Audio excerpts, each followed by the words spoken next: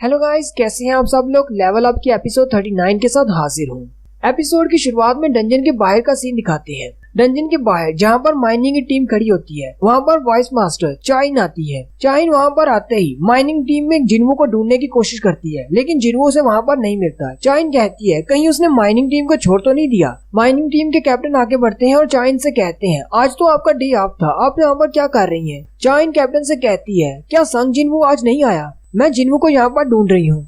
Captain उसे बताते हैं संग जिन्वू आज पोर्टर के तौर पर डंजन के अंदर गया है। ये सुनते ही चाइन बहुत ज्यादा हैरान हो जाती है और कहती है क्या वाकई में वो डंजन के अंदर चला गया। वो तो एक ई रैंक का हंटर है, वो अटैक फोर्स के साथ ए रैंक की डंजन में क्या कर रहा है। हमारे पास सिर्फ एक ही लाइफ है, आखिर वो लड़का सोच क्या रहा है। चाइन कहती है मुझे याद आ गया, बॉस के रूम में उसके हाथ में एक वेपन था, मुझे कोई भी गलती नहीं लगी, वाकई में उसके हाथ में एक वेपन था। चाइन कहती है मुझे डंजन के अंदर जाना होगा। कैप्टन उसे कहते हैं क्या कोई मसला है, क्या हमें मेन अटैक फोर्स से राब्ता करना होगा, क्या उनको बुला लें यहाँ पर। चाइन कहती है नहीं, मेरा पर्सनल मैटर है, मैं खुद ही जाऊंगी। साथ ही चाइन देखती है कि उसके पास कोई वेपन नहीं है, क्योंकि वो कैजुअल कपड़ों में आई होती है। चाइन कैप्टन से कहती है क्या तुम्हारे पास कोई वेपन है, मुझे एक वेपन दे दो, मेरे पास आज कोई भी वेपन नहीं है और मुझे डंजन के अंदर जाना है। कैप्टन अपने बंदे से कहते हैं जल्दी से मैडम के लिए एक वेपन लेकर आओ। कैप्टन का बंदा जल्दी से कुदाल लेकर आ जाता है और उसे आकर मैडम के हाथ में दे देता है। चाइन कैप्टन से कहती है क्या इसके अलावा तुम्हारे पास और कुछ नहीं। कैप्टन उसे कहता है इसके अलावा आपको और क्या चाहिए। चाइन कैप्टन से कहती है कोई भी तलवार या फिर भाला भी चलेगा। कैप्टन उसे कहता है हम लोग तो माइनिंग टीम वाले हैं, हमारे पास तो सिर्फ कुदाल ही होती है। चाइन जल्दी से उस कुदाल को कैप्टन के हाथ में पकड़ा देती है और कहती है मैं हाल ही हाथ ही ठीक हूँ, मैं जा रही हूँ। जैसे ही वो डंजन के गेट में थोड़ा सा आगे बढ़ती है और वहीं पर रुक जाती है। कैप्टन फिर से उसे कहते हैं क्या आप वाकई में हालियात अंदर जाना चाहती हैं। चाइन वापस मुड़ती है और उसके हाथ से वो कुदाल ले लेती है, लेकिन साथ ही वो बहुत ज्यादा शर्मिंदा होती है और अपना सर झुका के रखा होता है। कैप्टन उसे कहते हैं तुमने बहुत ही अच्छा फैसला किया, इसे अपने साथ लेकर जाओ। फिर वो डंजन के गेट से अंदर चली जाती है। नेक्स्ट सीन डंजन के अंदर का होता है, जहाँ पर डंजन के बॉस के गार्ड्स को दिखाया जाता है जो कि बहुत ज्यादा पावरफुल होते हैं। वहाँ पर तो पूरा एक दरबार सजा होता है, जहाँ पर आसपास दोनों तरफ बहुत सारे ऑक्स होते हैं, जबकि सामने एक बड़ी सी कुर्सी पर उनका किंग कार्गलान बैठा होता है। जैसे ही वो सारे वहाँ पर पहुँचते हैं, कार्गलान उन सबको वेलकम कहता है। कीहून बॉस को देखते ही कहता है हम लोग कम से कम इस बॉस को तो हरा ही सकते हैं, मरने से पहले हमें कुछ तो करना होगा। कार्गलान के साथ उसके 4 गार्ड्स खड़े होते हैं। कीहून कहता है ये चारों गार्ड्स भी कोई कमजोर नहीं है, ये भी बहुत ज्यादा स्ट्रॉन्ग है, हमें इनसे भी निपटना पड़ेगा। वो सारे हंटर्स रेडी होते हैं और कहते हैं जैसे ही कीहून हमें इशारा करेगा हम सब लोग उस पर एक साथ अटैक करेंगे और सामने बैठे किंग को मार डालेंगे। कार्गलान उन सब इंसानों से कहता है क्या तुम्हें मुझसे डर लग रहा है, और साथ ही वो अपनी पावर को रिलीज करता है और उसकी पावर इतनी ज्यादा होती है कि वो सारे हंटर हैरान परेशान हो जाते हैं, जबकि कीहून की हालत भी खराब हो जाती है। कीहून की टीम के मैजिकल यूजर्स कहते हैं इसके पास तो बहुत ज्यादा मैजिकल पावर है, हम लोग इससे फाइट नहीं कर सकते। चश्मे वाली लड़की कहती है ये तो बहुत ज्यादा डिफरेंट लेवल पर है, इसकी पावर हमसे बहुत ज्यादा है, हम तो इसके सामने बिल्कुल बच्चे हैं। कीहून कांपती हुई आवाज के साथ कार्गलान से पूछता है आखिर तुम हमें यहाँ पर क्यों लेकर आए हो, तुम्हें हमसे क्या चाहिए, तुम्हारे वॉरियर्स ही हमें मारने के लिए काफी थे, तुम हमें यहाँ पर क्यों लाए हो।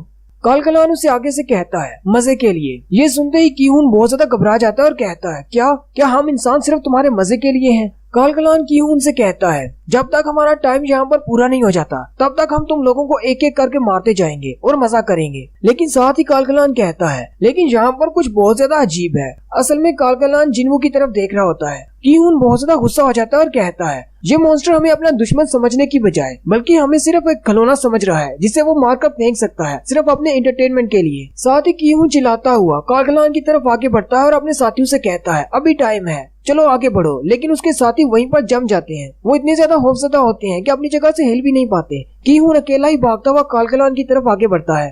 कीहून कार्गलान के बहुत ज्यादा करीब पहुंच जाता है और अपनी तलवार से जैसे ही कार्गलान पर अटैक करने वाला होता है, कार्गलान एक स्पेल कास्ट करता है जो कि हाइमन ऑफ प्रोटेक्शन होता है। उसके स्पेल कास्ट करते ही कीहून के सामने एक शील्ड बन जाती है। कीहून उस शील्ड के साथ टकराकर पीछे जाकर दूर गिरता है। जैसे कीहून जाकर गिरता है, कार्गलान एक और मैजिकल स्पेल इस्तेमाल करता है जो कि ग्रेविटेशनल मैजिक होता है। कार्गलान अपने मैजिक से ग्रेविटी को कंट्रोल कर सकता है। वो पहले तो अपनी मैजिकल पावर से कीहून को हवा में उठा लेता है, उसके बाद उसे कभी ऊपर कभी नीचे उठा कर पटक कर मारता है। जबकि कीहून के हंटर साथी बस वहाँ पर खड़े रो रहे होते हैं और उसे मरता हुआ देख रहे होते हैं। उसी वक्त मिड एयर में से जिन्वू आगे बढ़ता है और कीहून को पकड़कर साइड पर कर लेता है। ये देखकर कार्गलान भी बहुत ज्यादा हैरान हो जाता है।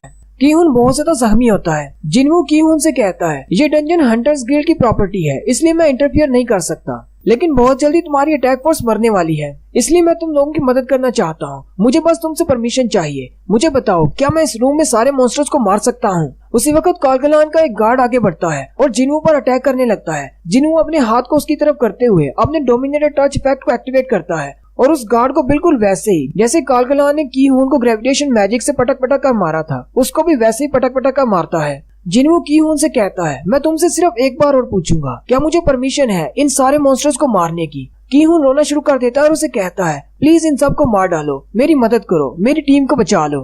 कालगलान जिन्हू से कहता है, एक कमजोर इंसान होने पर भी तुम्हारे पास काफी अच्छा टैलेंट है, लेकिन तुम्हारी मैजिकल पावर्स इतनी नहीं है जितनी मेरी है। क्या तुम हम सब के सामने टिक पाओगे? जिन्हू उठकर खड़ा हो जाता है और कालगलान से कहता है, आज से पहले मैंने इतनी ज्यादा मैजिकल पावर कभी फील नहीं की। कालगलान खुश हो जाता है और कहता है, अब तुम्हें समझ आई मैं कितना ज्यादा स्ट्रॉन्ग हूँ। जिन्हू से कहता है, लेकिन हम दोनों की पावर लेवल सेम है, तुम मुझे हरा नहीं पाओगे। साथ ही जिन्हू अपने शैडोज की आर्मी को बाहर निकाल लेता है और वो सारे लोग फाइट के लिए रेडी हो जाते हैं। उसी वक्त डंजन के बाहर का सीन दिखाते हैं। एक गाड़ी आकर रुकती है जिससे मॉनिटरिंग डिवीजन से मिस्टर वू जिन होते हैं, जो कि अपने कुछ साथियों के साथ आए होते हैं। माइनिंग टीम के कैप्टन कहते हैं, अब मॉनिटरिंग डिवीजन वाले यहाँ पर क्या कर रहे हैं? मिस्टर वू जिन सीधे जाकर डंजन के गेट के सामने खड़े हो जाते हैं और कहते हैं, आखिर जिन्हू को क्या पड़ी थी इनके साथ आकर माइनर के तौर पर काम करने की? सिर्फ एक दिन के लिए नहीं, बल्कि वो दूसरे दिन भी इनके साथ आ गया। माइनिंग टीम के कैप्टन आगे बढ़ते हैं और इंस्पेक्टर से कहते हैं, ऐसी क्या बात होगी जो आप लोग यहाँ पर आए हैं? मिस्टर वू जिन कैप्टन से कहते हैं, हमने सुना है कि संग जिन वू यहाँ पर माइनिंग टीम के साथ काम कर रहा है, कहाँ पर है वो? कैप्टन ये बात सुनकर हैरान हो जाते हैं और कहते हैं, आखिर कितने लोग उस बेचारे के पीछे पड़े हुए हैं, आखिर हमें भी बताया जाए कि मसला क्या है। माइनिंग टीम का वो बंदा जिसे जिन्हू ने आंखें दिखाई थी, वो वहाँ पर आता है और कहता है, मुझे लगा ही था वो कोई कातिल है, उसने कत्ल किया होगा, इसीलिए तो ये लोग यहाँ पर आए हैं उसे पकड़ने के लिए। जब डंजन के अंदर उसने मुझे घूर कर देखा था, मुझे उसी वक्त समझ आ गई थी वो एक किलर है। मिस्टर वू जिन उनसे कहते हैं, फालतू की बातें छोड़ो, ये बताओ वो है कहाँ पर? कैप्टन उनसे कहते हैं, वो डंजन के अंदर है। हमारी अटैक टीम का पोर्टर नहीं आया था, इसलिए वो उनके बैग्स उठाकर उनके साथ डंजन के अंदर चला गया है। उसने अपने आप को खुद ही पेश किया था। मिस्टर वू जिन कहते हैं, आखिर ये लड़का करना क्या चाहता है? पहले उसने माइनिंग टीम को ज्वाइन किया, अब वो एक पोर्टर बन गया है, हालांकि वो बहुत जल्दी एक एस रैंक का हंटर बनने वाला है। कैप्टन उनसे कहते हैं, आखिर सबके साथ मसला क्या है? आज सब लोग उसके पीछे क्यों पड़े हैं? थोड़ी देर पहले मिस चा हाई इन भी यहाँ पर आई थी और उसी का पूछ रही थी। मैंने उनको बताया तो वो भी डंजन के अंदर चली गई। कहती है मुझे उससे मिलना है। वो पहले वाला बंदा फिर से आता है और कहता है, क्या उसने किसी को मारा है? मुझे पक्का पता है उसने किसी को मारा होगा, इसलिए तो इतने ज्यादा इंस्पेक्टर यहाँ पर आए हैं। मिस्टर वू जिन उन सब से कहते हैं, कल न्यूज में तुम सब लोगों को पता चल जाएगा कि उसने क्या किया है। साथ ही मिस्टर वू जिन अपने लोगों से कहते हैं, चलो हमें भी डंजन के अंदर जाना होगा। जबकि वो बंदा अभी भी सबसे पीछे यही कह रहा होता है, मैंने तुम लोगों से कहा था ना, वो एक माइनर नहीं है, वो एक किलर होगा। मिस्टर वू जिन जैसे गेट से अंदर दाखिल होते हैं, वो जल्दी से बाहर निकल आते हैं क्योंकि उन्हें बहुत ज्यादा मैजिकल एनर्जी फील होती है। मिस्टर वू जिन कहते हैं, मुझे तो यकीन नहीं हो रहा, इतनी ज्यादा पावरफुल एनर्जी थी, ऐसे लगा जैसे मेरी बॉडी टुकड़े टुकड़े हो जाएगी। वो लोग जल्दी से अपना माना क्रिस्टल लाकर 1 मीटर से उसकी एनर्जी को मेजर करते हैं। मिस्टर वू जिन ये देखकर बहुत ज्यादा हैरान हो जाते हैं और कहते हैं, इसकी एनर्जी तो बहुत ज्यादा है। अगर ये ए रैंक की डंजन है तो ये सबसे ज्यादा खतरनाक ए रैंक की डंजन है। हमने इसकी पहले जो मेजरमेंट की थी वो बिल्कुल गलत थी, और अगर अटैक फोर्स हमारी प्रीवियस मेजरमेंट पर बनी है तो इसका मतलब वो बहुत ज्यादा मुश्किल में पड़ जाएंगे। हालांकि इस वक्त अंदर 2 एस रैंक के हंटर्स हैं, इसलिए ज्यादा कोई मसला नहीं होगा, लेकिन फिर भी हमें अंदर जाना होगा।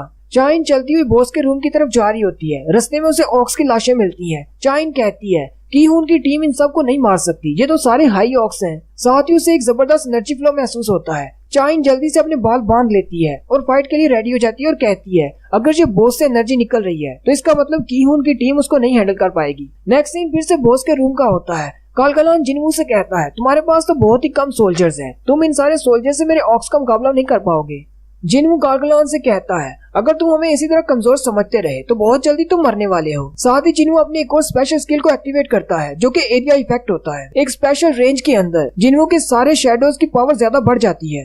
अगर जिन्हू के शेडो उसी एरिया के अंदर रहेंगे तो उसके शेडोज की पावर 50% बढ़ जाएगी। जिन्हू कहता है, मुझे ये वाला स्किल डीमन कासल के 70 फ्लोर पर मिला था। मेरे शेडो सोल्जर्स पहले से बहुत ज्यादा पावरफुल हो चुके हैं और इस स्किल के साथ उनकी पावर 50% तक बढ़ जाती है। कीहून की टीम के मैजिशियंस भी देखकर बहुत ज्यादा हैरान होते हैं और कहते हैं, आखिर इसने इतने ज्यादा क्रीचर्स को कैसे बुला लिया। वो बंदा जिसने पहले एक क्रीचर को बुलाया था वो कहता है, मैं तो सिर्फ 2 को बुला सकता हूँ, इसने इतने ज्यादा को कैसे बुला लिया। चश्मे वाली लड़की कहती है, इस लड़के से तो बहुत ज्यादा पावरफुल एनर्जी निकल रही है, लेकिन हमें पहले इसमें से ऐसी एनर्जी क्यों महसूस नहीं हुई। कालगलान अपने वॉरियर्स से कहता है, तुम लोग यहाँ पर कर क्या रहे हो, जल्दी से इसके शेडोज को मार डालो। और साथ ही कालगलान के सारे सोल्जर्स आगे बढ़ते हैं। जबकि दूसरी तरफ से आयरन अपने टॉन्टिंग स्किल को इस्तेमाल करता है, लेकिन हाई ऑक्स बहुत ज्यादा पावरफुल होती हैं, इसलिए उसका टॉन्टिंग इफेक्ट बिल्कुल भी काम नहीं करता। ये देखकर आयरन को बहुत ज्यादा गुस्सा आ जाता है और आयरन अपने बड़े से कुल्हाड़े के साथ उन पर अटैक करना शुरू कर देता है। जबकि दूसरी तरफ इग्रिस होता है जो कि अपनी बड़ी सी तलवार के साथ उनको मार रहा होता है। इग्रिस एक ही बार में 4 से 5 ऑक्स को इकट्ठे ही मार देता है, जबकि जिन्वू भी अपना नाइफ निकाल लेता है और उन ऑक्स को मारना शुरू कर देता है। जिन्वू को इस तरह फाइट करते हुए देखकर कीहून की टीम के मेंबर्स कहते हैं, आखिर ये बंदा है कौन, इसने अपनी एबिलिटीज को छुपा कर क्यों रखा, ये तो बहुत ज्यादा पावरफुल है, बिल्कुल हमारे वाइस मास्टर की तरह। और यहीं पर हमारी एपिसोड 39 का एंड होता है। नेक्स्ट एपिसोड में हम लोग देखेंगे जिन्वू का राज सबके सामने खुल जाता है, क्योंकि मिस्टर वू जिन भी वहाँ पर आ जाते हैं और चाइन भी अपनी आंखों से फाइट करते हुए देख लेती है।